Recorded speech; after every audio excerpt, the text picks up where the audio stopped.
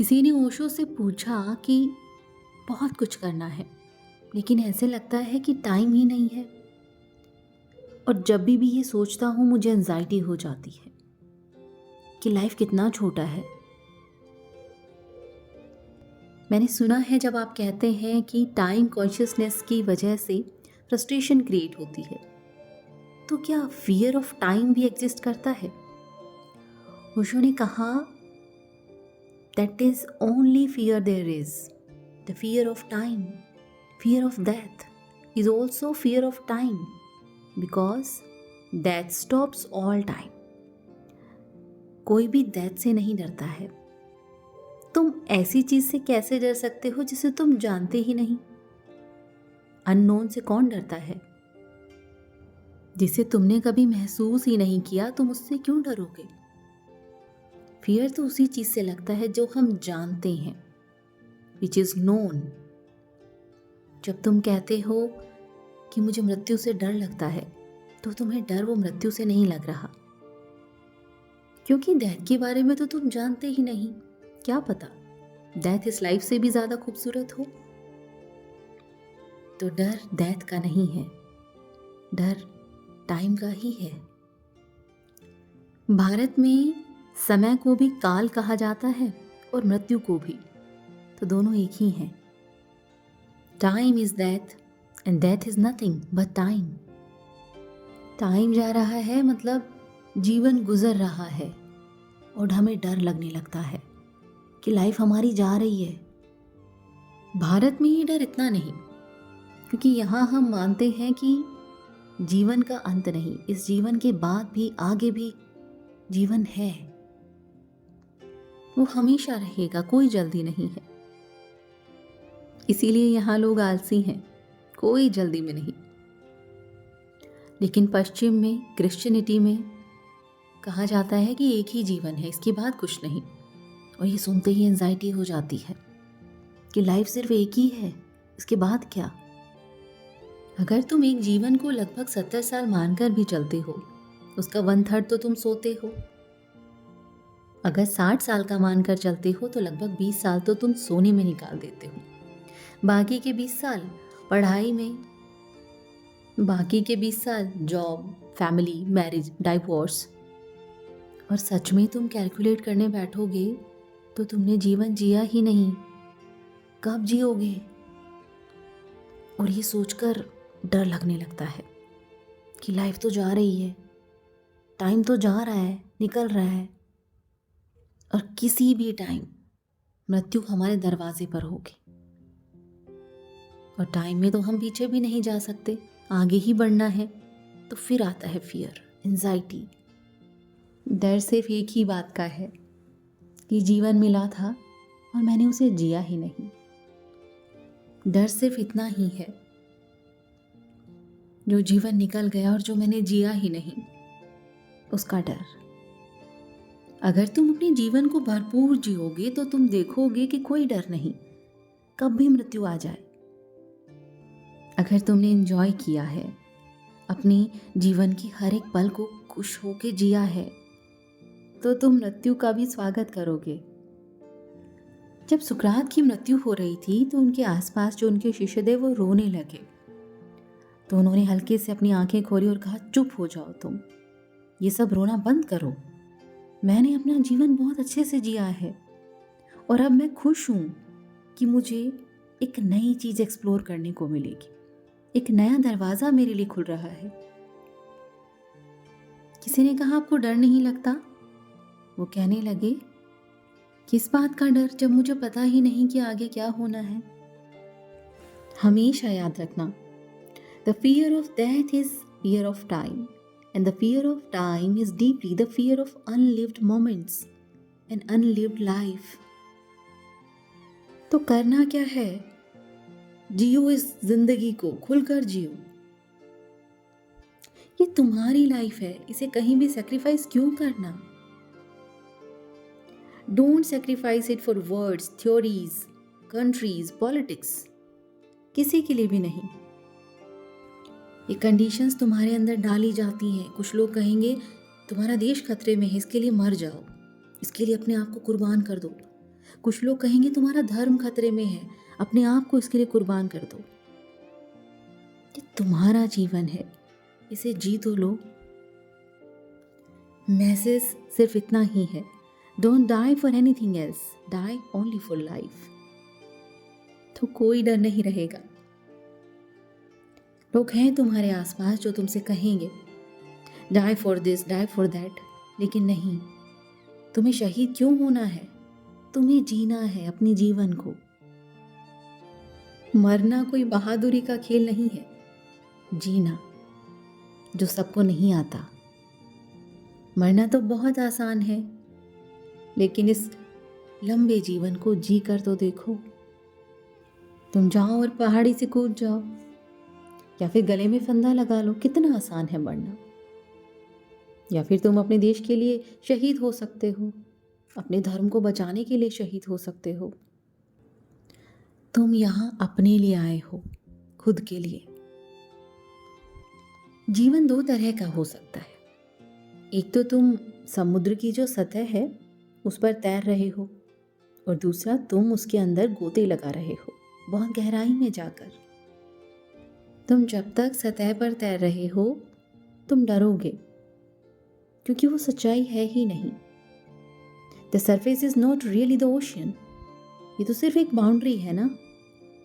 गहराई में जाकर देखो, और गहराई में।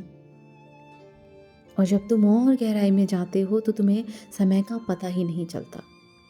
बिल्कुल वैसे ही जब तुम प्यार में होते हो तो टाइम जैसे थम सा जाता है। जब तुम कोई अच्छा सा गाना सुनते हो जो तुम्हारे दिल को छू जाए, टाइम रुक जाता है। जीवन भी यही कहता है कि मैं एक उत्सव हूँ, मुझे मना लो, खुलकर जियो। किसी भी पल की जब गहराई में तुम जाते हो तो तुम्हें ना पास्ट याद रहता है और ना ही फ्यूचर। समय थम जाता है, और यही है एनलाइटनमेंट। जो भी तुम कर रहे हो, छोटे से छोटा काम, उस पल में डूब जाओ। अगर तुम नहाने भी जाते हो उसे महसूस करो। अगर तुम चल रहे हो अपने पैरों को महसूस करो।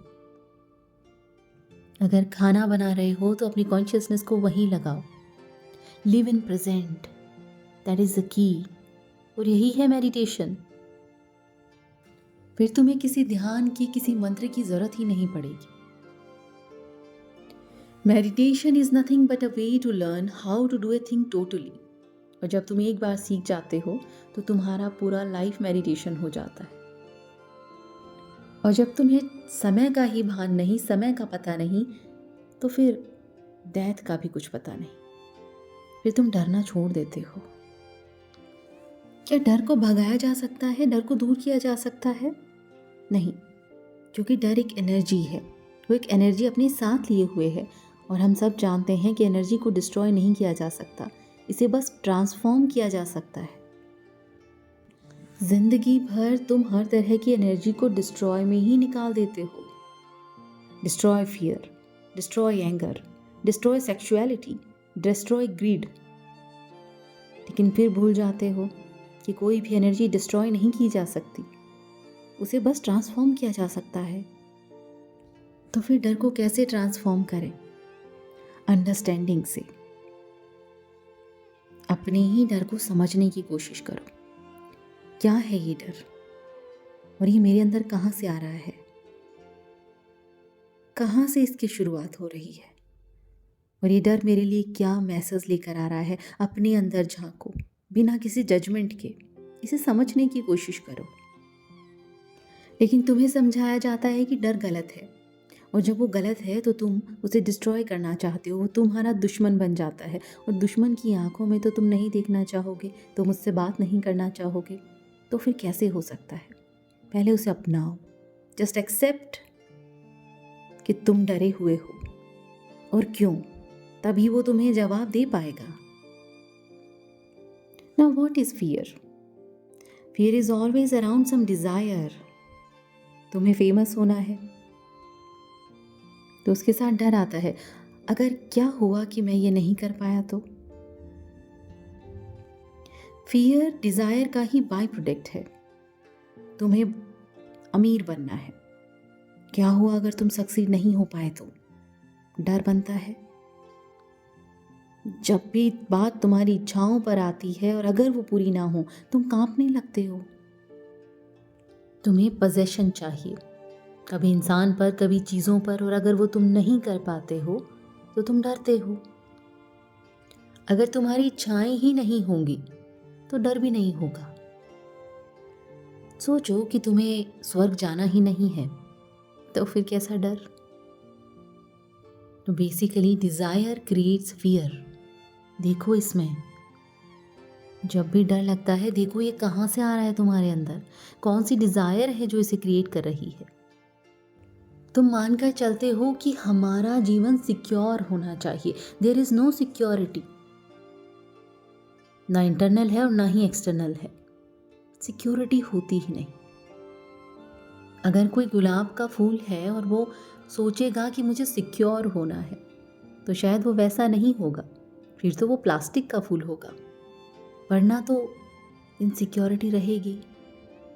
एक तेज हवा का झोंका आया और उसकी पत्तियां इधर उधर। कोई बच्चा आया और उसने उखाड़ दिया, कोई बकरी आई और उसने खा लिया। और ये सब ना भी हुआ तो भी शाम को वो अपने आप मुरझा के गिर ही जाएगा। But that is the beauty of the rose. इसीलिए तो इतना खूबसूरत है।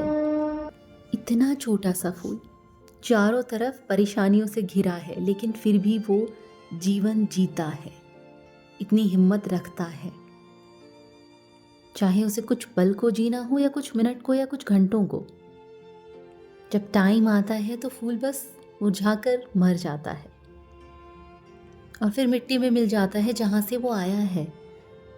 कहाँ है security? To search for security is to be worldly. To live in insecurity like a rose flower is to be otherworldly. Security is of the world and insecurity is of the divine. प्रेम की दूसरी तरफ है डर। जब आप प्रेम में होते हैं तो डर गायब हो जाता है। Only lovers are fearless. अगर इस पूरी दुनिया में सिर्फ एक इंसान भी आपको पूरी तरह से स्वीकार करता है, उस गहराई से स्वीकार करता है, तब आपको ये एहसास होता है कि आप कितने ज़रूरी हैं, आप कितने कीमती हैं। वो इंसान आपको ये एहसास कराता है। लेकिन जब जीवन में प्यार नहीं होता, प्रेम नहीं होता, तो डर होता है। तो हर तरफ डर होता है, क्योंकि चारों तरफ दुश्मन हैं, कोई दोस्त नहीं, सब एलियंस हैं। जब इस पूरी दुनिया में सिर्फ एक इंसान अपने प्यार से, स्नेह से आपको वो फीलिंग दे सकता है, तो डर क्या है? Fear is the absence of love. जब आपके अंदर डर होता है, आप चारों तरफ से क्लोज होते हैं। आप किसी और इंसान को अपने जीवन में आने ही नहीं देते। आपको अकेले रहना ही है, because you want to be secure. ये डर है जो दूसरों को दूर भगाता है। तो इस तरह से आपके चारों तरफ एक सर्किल बन जाता है। The absence of love creates fear in you and now because of fear you become closed. तो अगर प्रेम तुम्हारे दरवाजे पर आके नॉक करेगा ना, तो भी आप यकीन नहीं कर पाएंगे। B loving, unafraid and move in life. जीवन के पास तुम्हें देने के लिए बहुत कुछ है, अगर तुम डरते नहीं हो। और प्रेम को जीवन से भी ज्यादा है तुम्हें देने के लिए, अगर तुम डरते नहीं हो।